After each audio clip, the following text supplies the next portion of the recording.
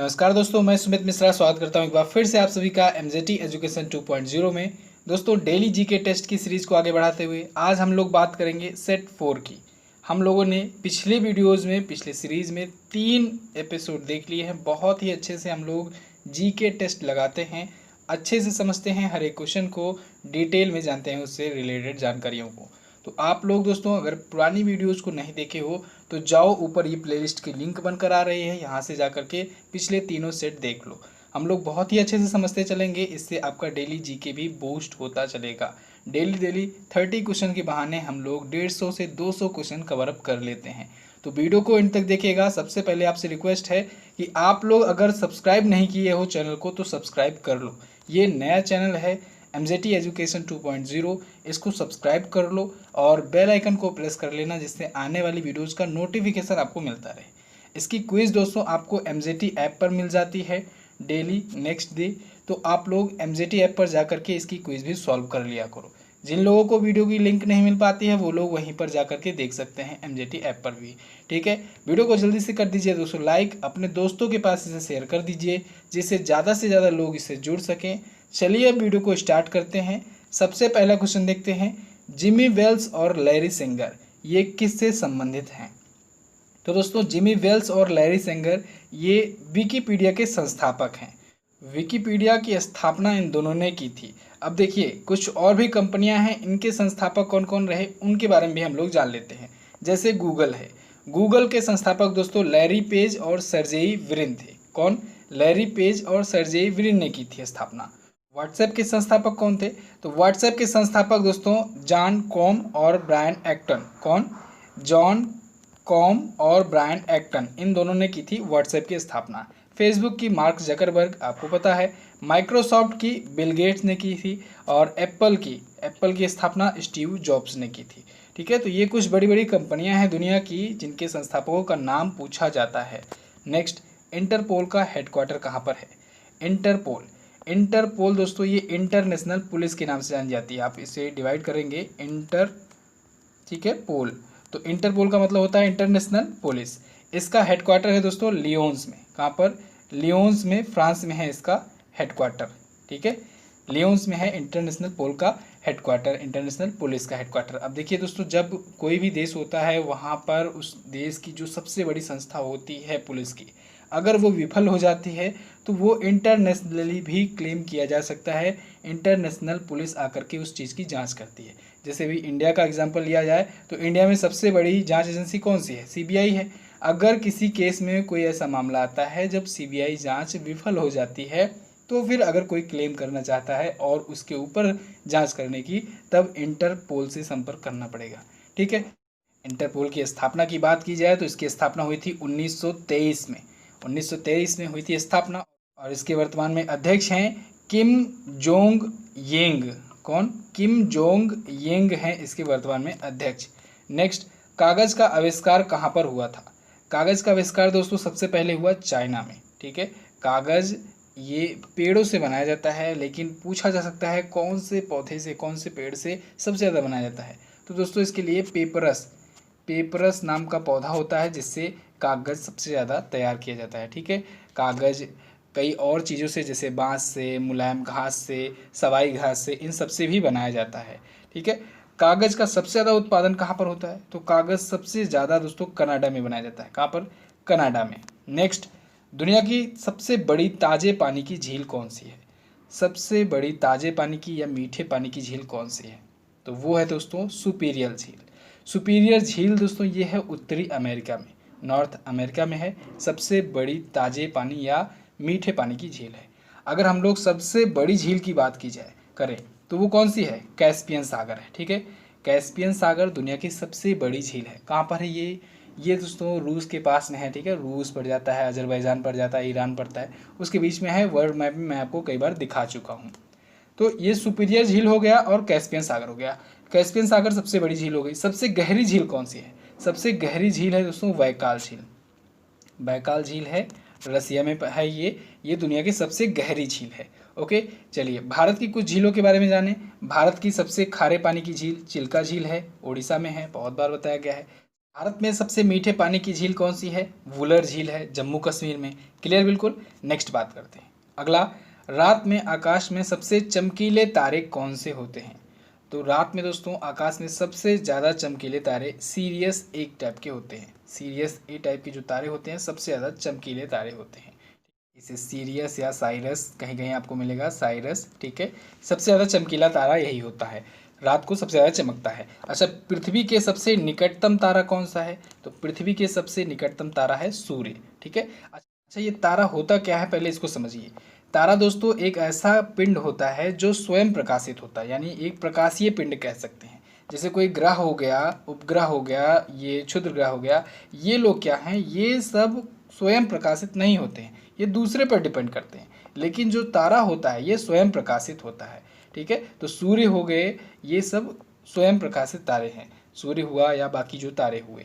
चंद्रमा भी स्वयं प्रकाशित तारा नहीं है, ये भी सूर्य की रोशनी की वजह से ही चमकता है जब रिफ्लेक्शन होता है। तो चलिए नेक्स्ट बात करते हैं। सीमांत गांधी किसे कहा जाता है? सीमांत गांधी, तो दोस्तों खान अब्दुल गफ्फार खान जी को सीमांत गांधी कहा जाता है। इनको सीमांत गांधी के नाम से भी जाना जाता है। खान अब्दुल गफ्फार खान, इन्होंने खुदाई खिदमतगार की स्थापना की थी। किसकी? खुदाई खिदमतगार की, जिसे लाल कुर्ती दल के नाम से भी जाना गया, बहुत फेमस था। खान अब्दुल गफ्फार खान जी को दोस्तों 1987 में 1987 में भारत का सर्वोच्च नागरिक सम्मान भारत रत्न से भी सम्मानित किया गया। इन्हीं को सीमांत गांधी के नाम से जाना जाता था। ओके। अगला, किस देश ने फुटबॉल का विश्व कप का खिताब सबसे अधिक बार जीता है? तो सबसे ज़्यादा बार फीफा वर्ल्ड कप, FIFA, सबसे ज़्यादा बार फीफा वर्ल्ड कप किसने जीता है?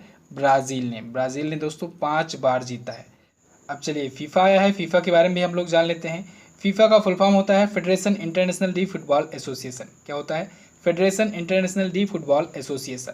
1904 में हुई थी इसकी स्थापना। स्थापना हुई थी दोस्तों पेरिस में, पेरिस फ्रांस में हुई थी इसकी स्थापना। लेकिन हेडक्वार्टर कहाँ पर है? हेडक्वार्टर है इसका ज्यूरिख में, ज्यूरिख स्विट्जरलैंड में है इसका हेडक्वार्टर। फीफा का वर्ल्ड कप पिछला वाला हुआ था मॉस्को में, रूस में 2018 में। अगला कब होगा? 2022 में होगा, कतर में होगा अगला फीफा वर्ल्ड कप। क्लियर है। ब्राज़ील ने अभी तक सबसे ज़्यादा 5 बार जीता है। नेक्स्ट, हवा के परागण को क्या कहा जाता है? तो दोस्तों हवा के परागण को कहा जाता है एनिमोफिल। क्या? एनिमोफिल कहा जाता है हवा के परागण को। नेक्स्ट, शब्द टी किस खेल से जुड़ा हुआ है?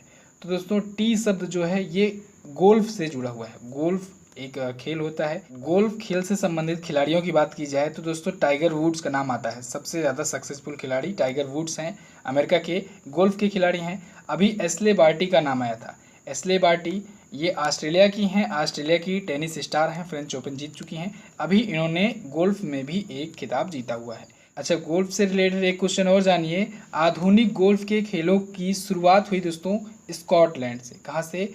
स्कॉटलैंड से आधुनिक गोल्फ खेलों की शुरुआत हुई है। नेक्स्ट, किस भारतीय राजा ने पूर्व एशिया के कुछ हिस्सों को जीतने के लिए नौ सैनिक शक्ति का इस्तेमाल किया था? तो दोस्तों नौ सैनिक शक्ति का इस्तेमाल राजेंद्र चोला ने किया था। एक्चुअली में जो चोल वंश के थे शासक, चोल वंश के जो शासक थे, यही लोग नौसेना का पहली बार प्रयोग किए थे, ठीक है, नेवी का। तो राजेंद्र चोला यहाँ पर यही दिख रहे हैं चोल वंश के। इतिहास में दोस्तों चोल वंश के पास ही नौसेना के प्रमाण मिलते हैं, ठीक है। अगला, निम्नलिखित में से कौन सा देश है जिसकी बंदरगाह नहीं है? बंदरगाह विहीन देश कौन है? तो ऑप्शन देखेंगे दोस्तों, अगर आप वर्ल्ड मैप अच्छे से जानते होंगे तो बिल्कुल कर ले जाएंगे ऐसे क्वेश्चन। इसलिए मैं आपसे कहता हूँ आप लोग वर्ल्ड मैप पर जरूर फोकस किया करो, ठीक है। डेली करंट अफेयर में मैं वर्ल्ड मैप को जरूर दिखाता हूँ। अब देखिए बंदरगाह विहीन का क्या मतलब हुआ? इसका मतलब ये हुआ ऐसा देश जिसके पास बंदरगाह नहीं है, पोर्ट नहीं है, ठीक है। तो बांग्लादेश तो होगा नहीं क्योंकि ये बंगाल की खाड़ी के पास होता है, कंट्री है, तो ये समुद्र के करीब में है, तो फिर इसके तो पोर्ट होगा ही। पाकिस्तान के भी पोर्ट है, बिल्कुल है। कजाकिस्तान, ये दोस्तों एक लैंड लॉक्ड कंट्री है। लैंड लॉक्ड कंट्री क्या होता है? जो चारों तरफ से लैंड से घिरा हुआ हो, ठीक है, ज़मीन से घिरा हुआ हो, यानी उसके आसपास कोई समुद्र ना हो, समुद्र से अपना सीमा ना बनाता हो। तो जब वो समुद्र से सीमा नहीं बनाएगा तो बहुत ज़्यादा चांसेस हैं कि उसके बंदरगाह नहीं होंगे। अब मैं आपको चांसेस क्यों कह रहा हूँ?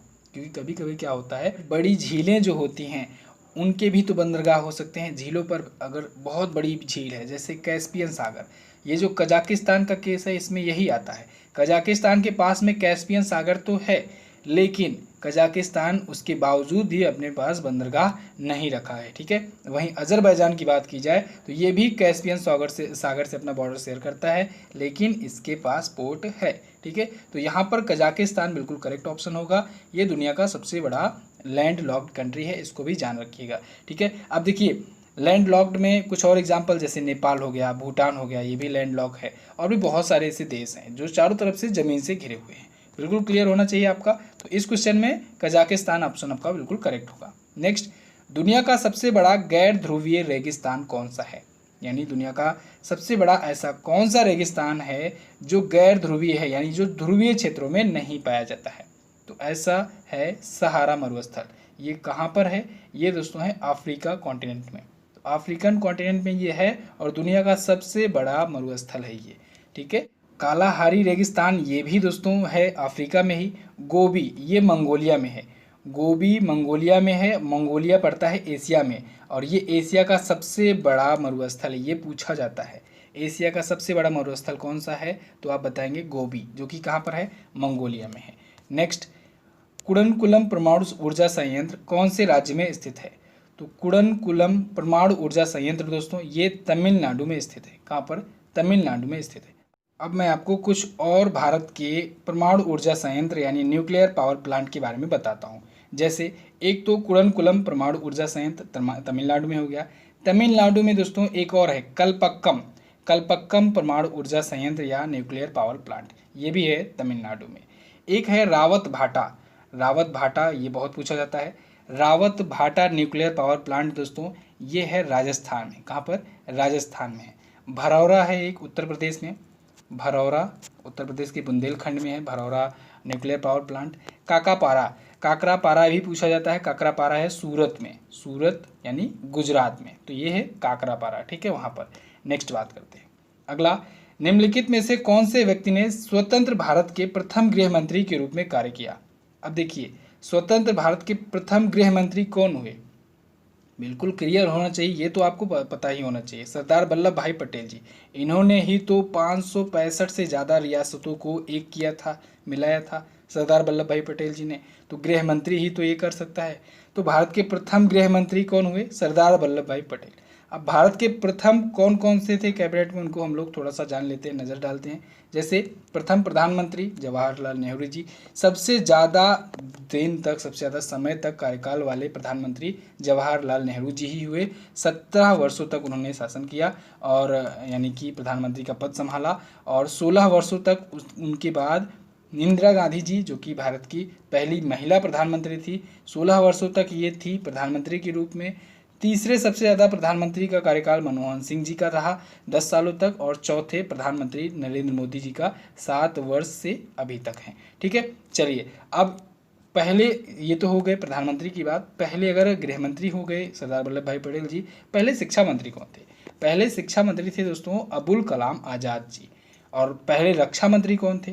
पहले रक्षा मंत्री थे बलदेव सिंह। कौन? बलदेव सिंह जी थे। पहले रेल मंत्री कौन थे? पहले रेल मंत्री थे दोस्तों अरुणा आसफ अली जी। कौन? अरुणा आसफ अली।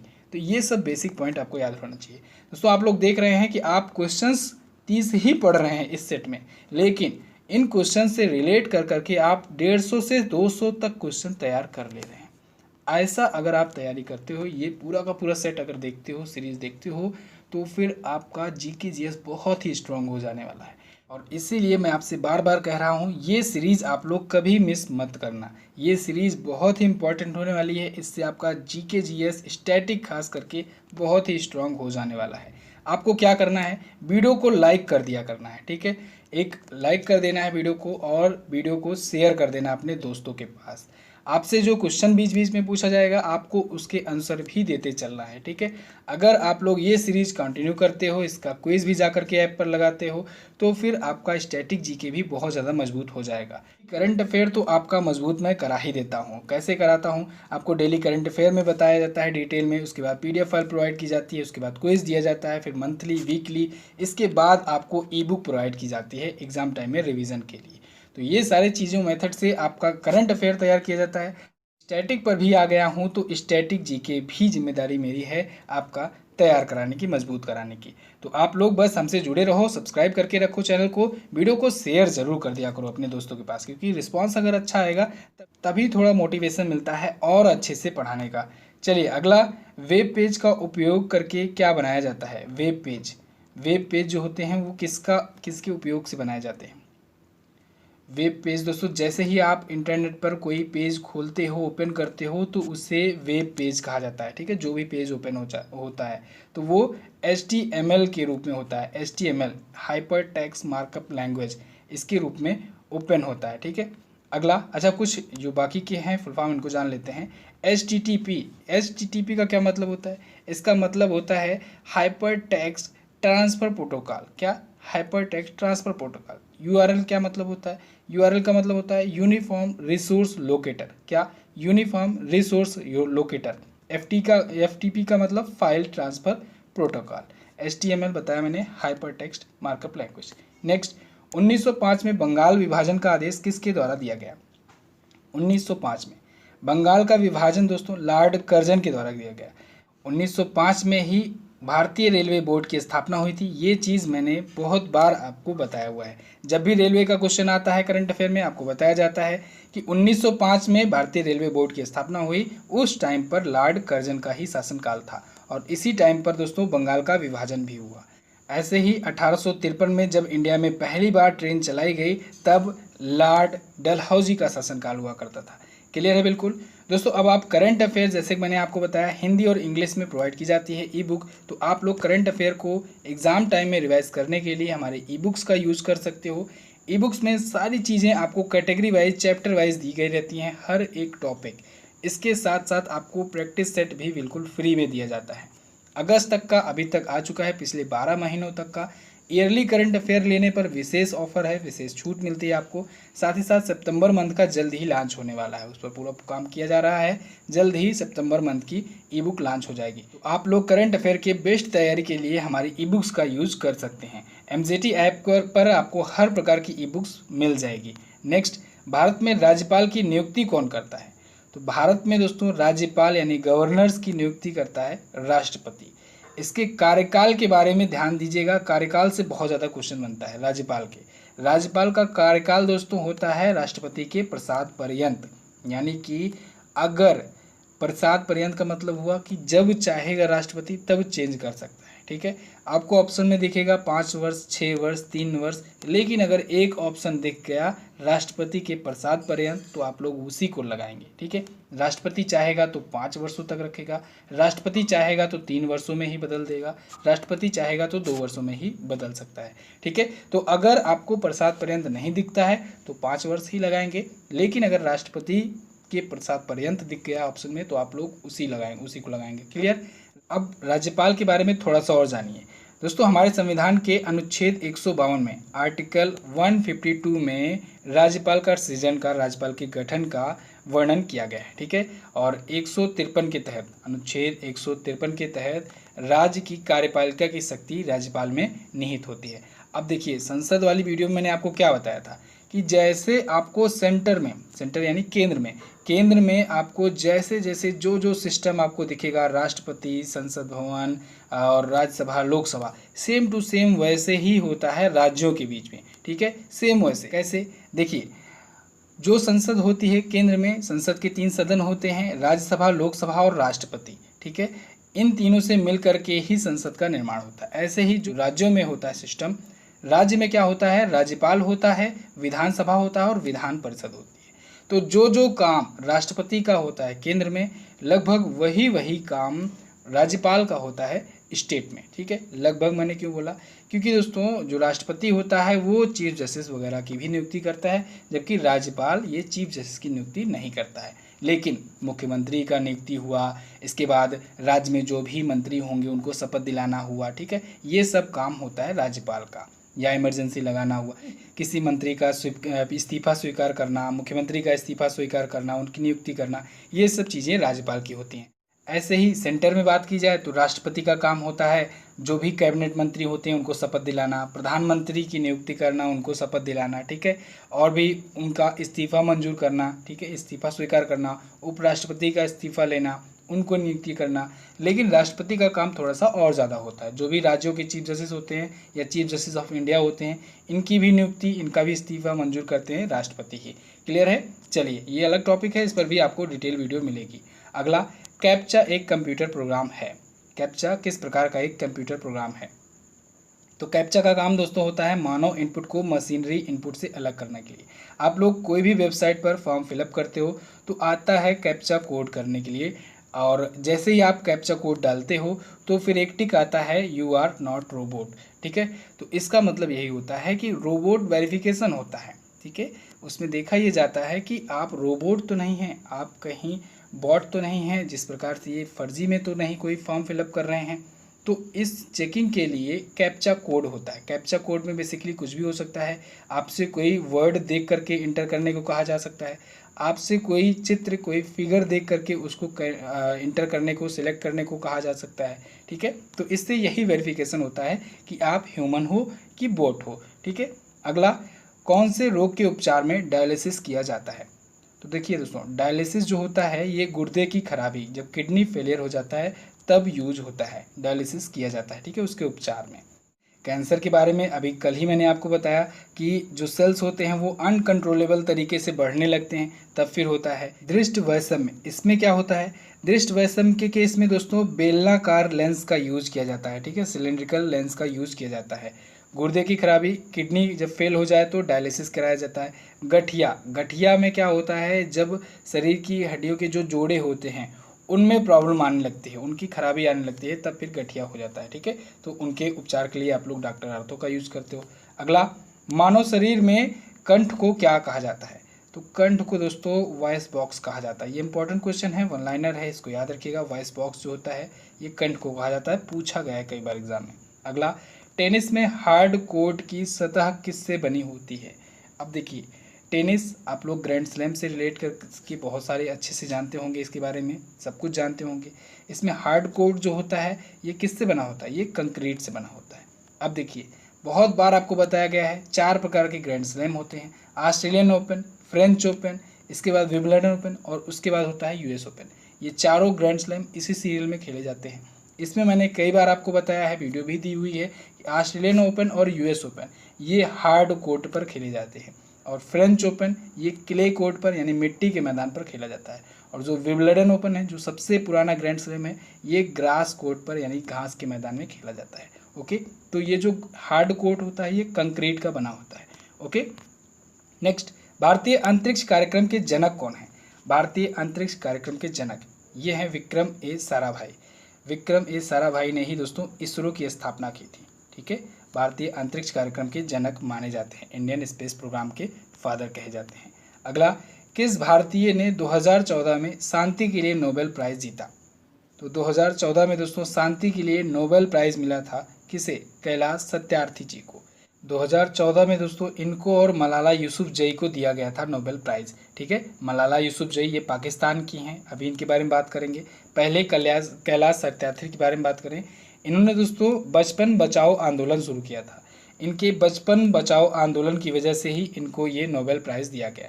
बचपन बचाओ आंदोलन के तहत बेसिकली जो बाल श्रम होता है उसका विरोध किया जाता है। ठीक है, उसके विरोध में इन्होंने बचपन बचाओ आंदोलन शुरू किया था, जो बच्चों की पढ़ाई, उनकी देखरेख के लिए। ठीक है, अनाथ बच्चों की। मलाला यूसुफजई के बारे में बात की जाए तो ये दोस्तों अभी तक सबसे कम उम्र में नोबेल प्राइज़ विजेता हैं। ये मलाला यूसुफजई ये पाकिस्तान की हैं। ये जब सिर्फ 17 वर्ष की थी तब इनको मिला था नोबेल प्राइज़। इन पर आतंकी हमला हुआ था और उस आतंकी हमले के बावजूद इन्होंने महिला सशक्तिकरण पर अपना जो पक्ष रखना हुआ या फिर जो भी अपना कैंपेन हुआ वो करती रही, इस वजह से इनको नोबेल प्राइज़ दिया गया और अभी भी ये करती हैं। अगला, निम्नलिखित में से किस रंगीन प्रकाश की आवृत्ति सबसे कम होती है? किस रंग के प्रकाश की? तो दोस्तों लाल रंग के प्रकाश की फ्रिक्वेंसी जो होती है ये सबसे कम होती है, और वहीं पर जस्ट इसके अपोजिट बैगनी रंग की आवृत्ति जो होती है यानी फ्रिक्वेंसी जो होती है वो सबसे ज़्यादा होती है। अब एक पॉइंट और ध्यान रखिएगा कि जो फ्रिक्वेंसी होती है दोस्तों ये इन्वर्सली प्रोपोर्शनल होती है वेवलेंथ की। ठीक है, वेवलेंथ की इन्वर्सली प्रोपोर्शनल होती है। इसका क्या मतलब हुआ? वेवलेंथ यानी तरंग दैर्घ्य, यानी कि फ्रिक्वेंसी जिसकी कम होगी उसकी वेवलेंथ ज़्यादा होगी। तो लाल रंग की तरंगदैर्घ्य सबसे ज़्यादा होती है। तरंगदैर्घ्य के बारे में मैंने आपको बताया था, ठीक है। फ्रीक्वेंसी के बीच में ये जो स्टार्टिंग पॉइंट और एंडिंग पॉइंट होता है, इसके बीच की दूरी को ही वेवलेंथ कहा जाता है। एक वेव के लेंथ को वेवलेंथ कहते हैं, ठीक है। तो लाल रंग का जो होता है प्रकाश, इसकी वेवलेंथ सबसे अधिक होती है, आवृत्ति यानी फ्रीक्वेंसी कम होती है। लेकिन बैगनी रंग का जो प्रकाश होता है, इसकी आवृत्ति सबसे अधिक होगी, ठीक है। जब आवृत्ति अधिक होगी तो ऑब्वियस सी बात है वेवलेंथ इसकी कम हो जाएगी। अब भाई कोई 1 सेकेंड में कोई वेव है अगर इतनी दूरी चलता है तो वेवलेंथ उसकी ये हुई और आवृत्ति उसकी ये हुई। लेकिन कोई दूसरी वेव है जो 1 सेकेंड में इतनी दूरी न जा करके इतनी ही दूरी चलता है, यानी कम वेवलेंथ का यूज करता है और इतने में ही एक फ्रिक्वेंसी कंप्लीट करता है, और यहाँ तक पहुँचते पहुँचते वो कई फ्रिक्वेंसी कंप्लीट कर देगा। यानी इसकी फ्रिक्वेंसी ज़्यादा हुई लेकिन वेवलेंथ कम हुई। समझ गए ना आप? ऐसे ही है बैगनी रंग के केस में। तो बैगनी रंग के प्रकाश की फ्रिक्वेंसी अधिक होती है लेकिन वेवलेंथ कम होता है। क्लियर? अच्छा, एक पॉइंट और, जिसकी वेवलेंथ ज़्यादा होगी उसकी शार्पनेस कम होगी, जिसकी फ्रिक्वेंसी ज़्यादा होगी उसकी शार्पनेस भी तो अधिक होगी। अगर शार्पनेस अधिक है तो यानी प्रकीर्णन भी उसका अधिक होगा। तो प्रकाश का प्रकीर्णन भी उसी का अधिक होता है जिसकी आवृत्ति ज़्यादा होती है, यानी बैगनी रंग की। नेक्स्ट, भारतीय संविधान के अनुच्छेद 21A में निम्नलिखित में से किस अधिनियम का उल्लेख किया गया है? भारतीय संविधान के अनुच्छेद 21A में दोस्तों शिक्षा के अधिकार का उल्लेख किया गया है। अब देखिए, मौलिक अधिकार दोस्तों होते हैं 12 से, अनुच्छेद 12 से 35 तक मौलिक अधिकारों के बारे में वर्णन किया गया है। आज हम इन सभी मौलिक अधिकारों के बारे में जानेंगे। एक 14 से 18 तक जो होता है उसे कहते हैं समानता का अधिकार। 19 से 22 के बीच में है दोस्तों स्वतंत्रता का अधिकार। इसी में प्रेस की स्वतंत्रता भी निहित है 19 में, अनुच्छेद 19 में, ठीक है। इसके बाद 23 और 24 में दोस्तों शोषण के विरुद्ध अधिकार है। अनुच्छेद 23 से अनुच्छेद 24 तक शोषण के विरुद्ध अधिकार है। अनुच्छेद 25 से लेकर के अनुच्छेद 28 तक दोस्तों धार्मिक स्वतंत्रता का अधिकार है। अनुच्छेद 29-30 में संस्कृत तथा शिक्षा संबंधी अधिकार है, और वहीं अनुच्छेद 32 में इसमें संवैधानिक अधिकारों की बात की गई है, और डॉक्टर भीमराव अंबेडकर जी ने इसे ही संविधान की आत्मा की संज्ञा दी थी। बहुत इंपॉर्टेंट चीज़ें हैं ये सब। चलिए नेक्स्ट, संविधान के अनुसार तिरंगे की लंबाई और चौड़ाई के बीच में अनुपात कितना होना चाहिए? तो तिरंगे की लंबाई एवं चौड़ाई के बीच में अनुपात दोस्तों होना चाहिए 3:2 का। कितने का? 3:2 का अनुपात यानी रेशियो होना चाहिए भारत के तिरंगे के बीच में। अब देखिए, भारत के तिरंगे से रिलेटेड कुछ चीज़ें जान लीजिए। ये जो बीच में चक्र होता है दोस्तों, ये अशोक चक्र है। भारत का राष्ट्रीय चिन्ह है अशोक चक्र, ठीक है। इसमें 24 तीलियाँ होती हैं। कितनी तीलियाँ? 24 तीलियाँ होती हैं। अशोक चक्र जो ये चिन्ह है कहाँ से लिया गया है? ये अशोक स्तंभ से लिया गया है। अशोक स्तंभ कहाँ पर है? ये दोस्तों बनारस में सारनाथ में स्थित है, ठीक है। तो अशोक चक्र वहीं से लिया गया है। अच्छा, भारत के तिरंगे को कब अपनाया गया? तो दोस्तों 22 जुलाई 1947 को संविधान सभा ने तिरंगे को अपनाया था, ठीक है। अगला, एशिया का सबसे पुराना तेल उत्पादक क्षेत्र कहाँ पर स्थित है? एशिया का सबसे पुराना तेल उत्पादक क्षेत्र कहाँ पर है? ये दोस्तों असम में है।